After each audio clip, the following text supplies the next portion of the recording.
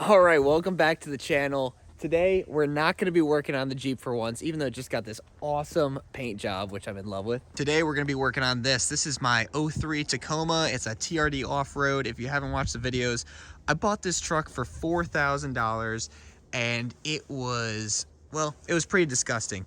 The interior was trashed. It still is not great, and it has dents all over it, but at least it's not disgusting to drive.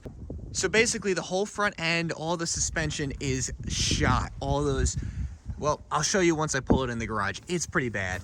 That needs to get addressed. We're getting rid of these tires and wheels. I'm getting rid of all these dents. We're putting a new door on it. I'm gonna try to make this truck something nice. It's a TRD off-road. It's a 5-speed manual. It's got the V6. It's got everything you want, but it just needs a little bit of love. And it's a clean truck for the most part. Just needs some little touches here and there to make it something better.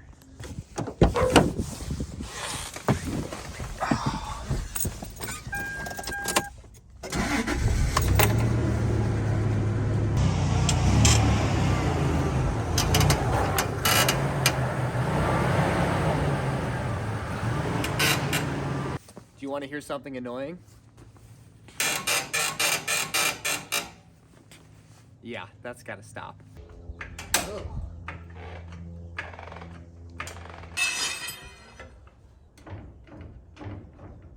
Yeah, that shouldn't be happening. So this is exactly what I was talking about. I said that the suspension on this thing is terrible. And man, there's just so many bushings and bearings on this front end that need to be replaced. Okay. Wait a second.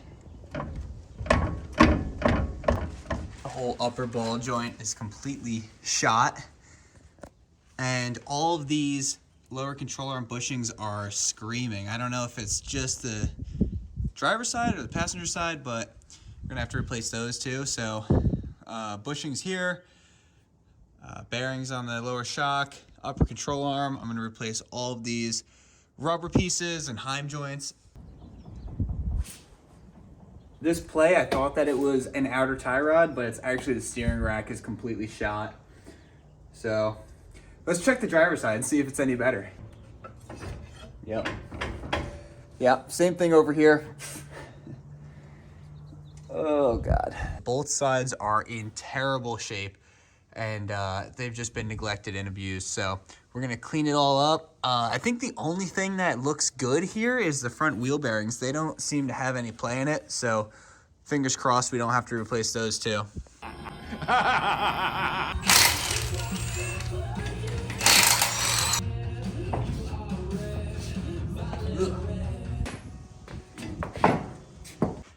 So the last guy was running those spacers and these extremely offset wheels. And I think it's because you can't fit a 15-inch wheel over these brakes, so he just had them stick out more.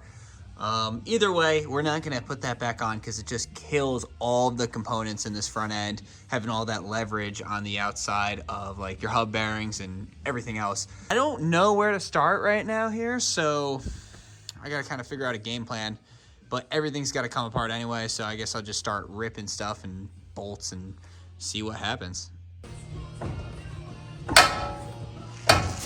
Bam!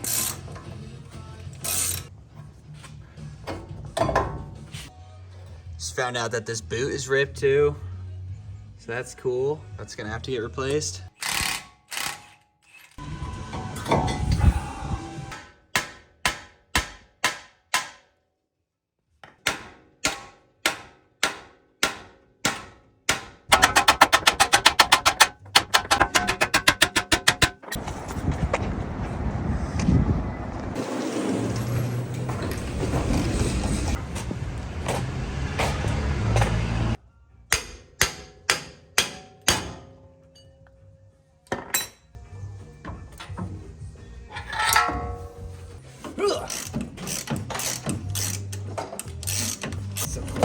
There we go. Oh God.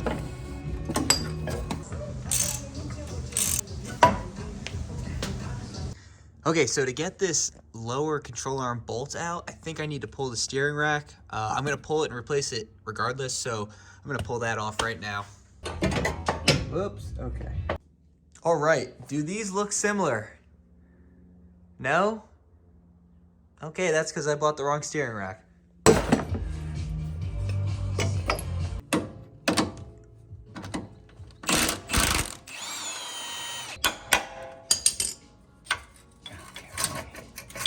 Yeah, nice. All right, so this side is all taken apart, and now we can move over to the driver's side. Well, the good news is the driver's side came apart way easier and faster now that I actually know what I'm doing a little bit. So yeah, I think I'm gonna clean this all up, scrub it down with some good cleaning compound. Same thing with all those parts, because there's just so much thick crud grease on it. And then I can start putting some new stuff in here and slapping it all back together.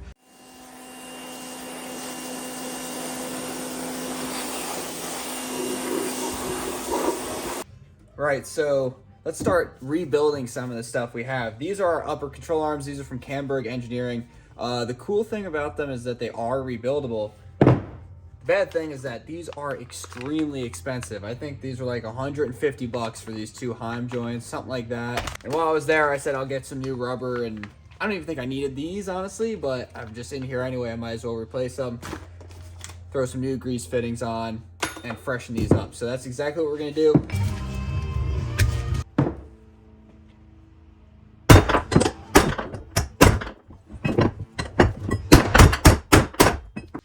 Alright, so there's only one direction that you can hit this, and I was just hitting it the wrong direction. See, it's got this nice little cup here that stops it from going that way, and if I was smart enough, I would have remembered that.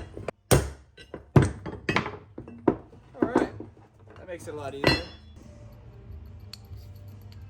That's going to give you all types of issues when you're driving down the road. You won't be able to keep an alignment, and you don't want this to blow apart on you, so...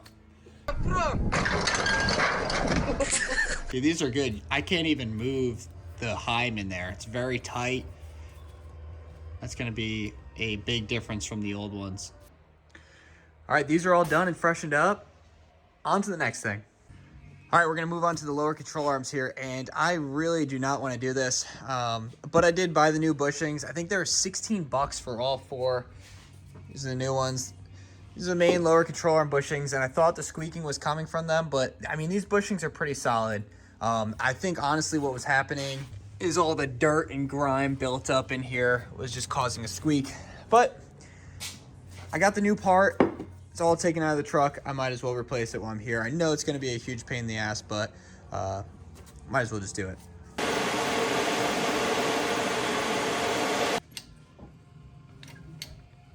Oh yeah. Oh my God. That's absolutely terrifying.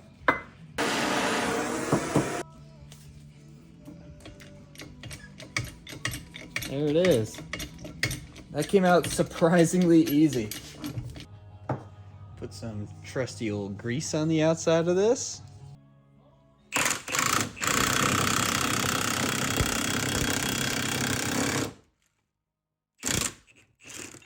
Boom, there's one.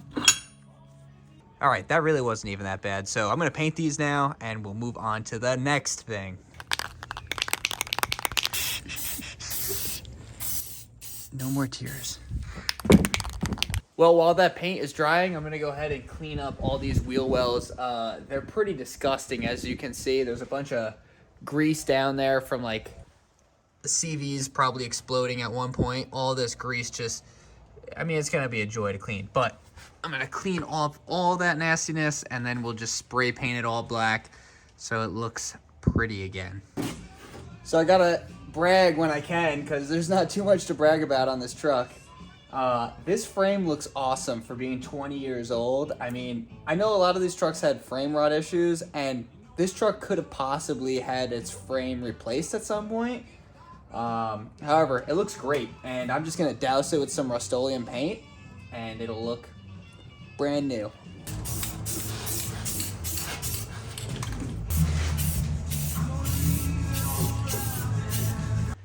All right, these are the steering knuckles for the Tacoma, and this one has a bad wheel bearing. It feels very stiff, does not feel smooth, versus this one is a nice, easy turn. I can't really show you on camera, and this is a huge bearing on this thing, so Gonna replace that.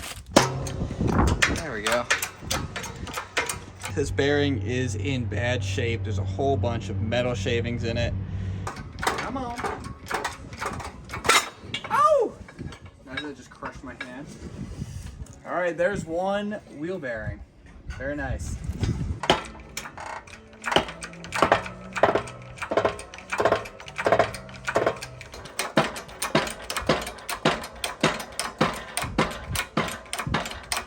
All right, this feels good. It's all back together. It's moving nice and smoothly. So we got distracted. We can finally put these knuckle gussets in and get back to what we were doing before.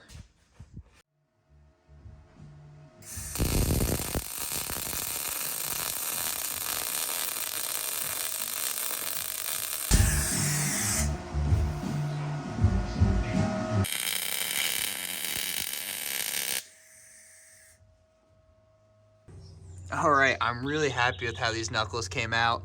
I need to paint those, but in the meantime, let's move on to these coilovers. Honestly, I wanted to replace these completely. They're pretty old and beat up, but I replaced the bushings on the upper and lower side. Buying new ones are over $1,000. I can't really justify that, so I'm gonna take it all apart. We're gonna sand it down. I'm gonna clean it all up, clean up the shock body, repaint it, slap it back together, and it'll be like it's brand new, and you can't really tell the difference anyway. So that's the move.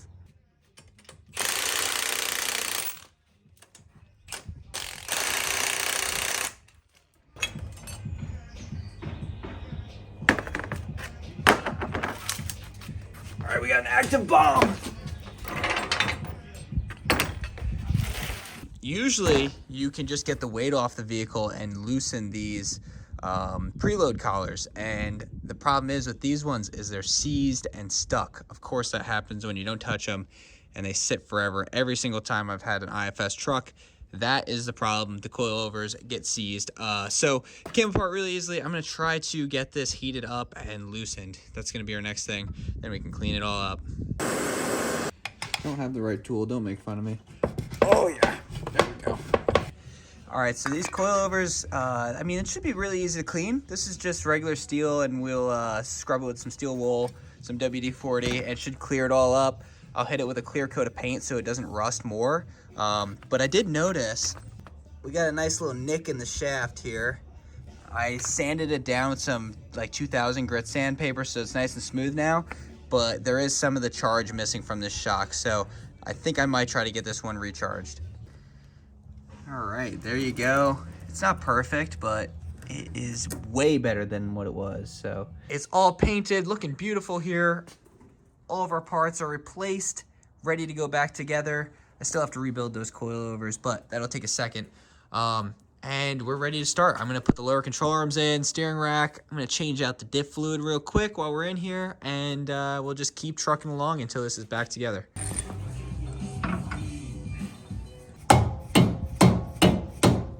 All right, I'm gonna leave these loose until I get the weight of the truck on there, and I also gotta get in alignment anyway, so don't let me forget to tighten these up before we drive though.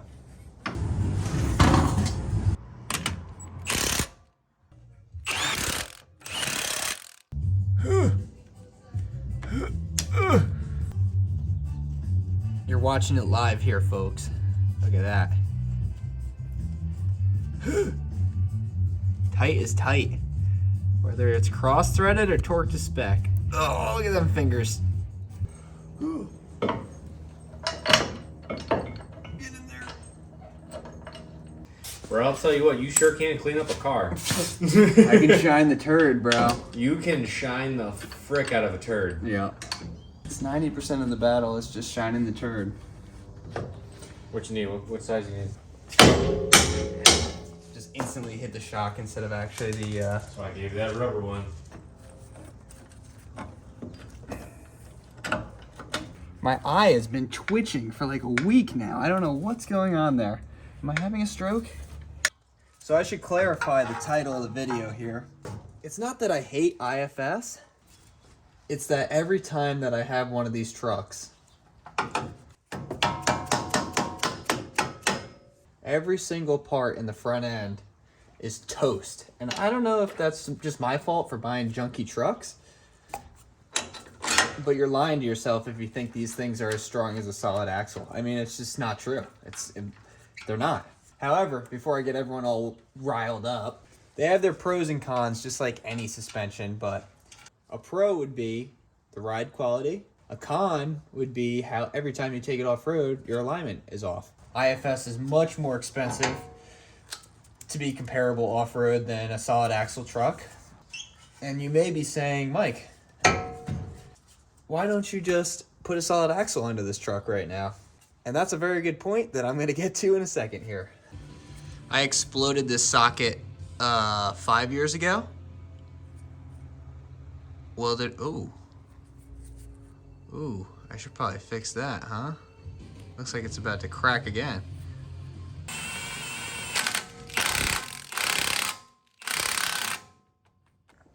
And all right, it's all back together, and it looks so much better than what it did before. Everything's cleaned up, new bushings, and man, I think it looks great. We still have to tighten these upper control arm bolts. We still have to tighten the lower control arm bolts. I have to bleed the power steering rack. Those are really no big deal, and of course the truck needs an alignment. But I'm gonna wait until I get the new tires and wheels, until I put the truck on the ground. And I mean, in the meantime, this is all set, it's all done, and I have to work on the rear end and basically do the same thing back there, which will make another video, so that's good, more content. But yeah, this is all done. So now I can go over the other thing that I was gonna talk about.